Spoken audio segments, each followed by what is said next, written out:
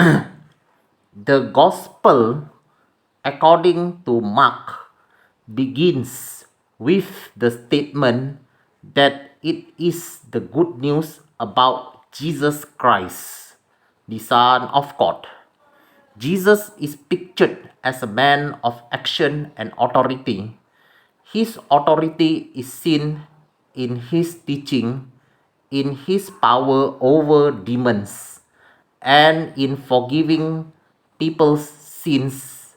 Jesus speaks of himself as the Son of Man who came to give his life to set people free from sin. Mark presents the story of Jesus in a straightforward, vigorous way with emphasis on what Jesus did rather than on his word and teachings. After a brief prologue about John the Baptist and the baptism and temptation of Jesus, the writer immediately takes up Jesus' ministry of healing and teaching.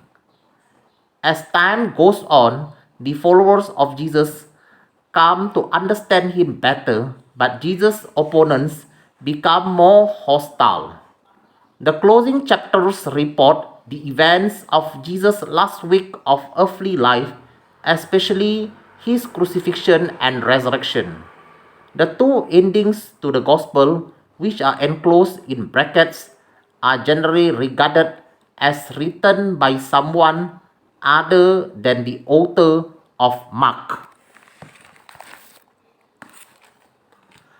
Marcus रचित सुसमाचार इस कथन से आरंभ होता है।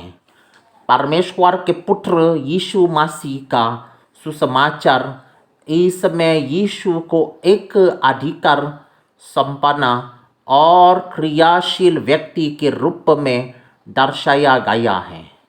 उसका अधिकार उसकी शिक्षाओं में, दुष्टात्माओं पर उसके अधिकार में और लोगों के पापों को क्षमा करने में प्रकट हुआ है। इसमें यीशु स्वयं को मनुष्य का पुत्र कहता है।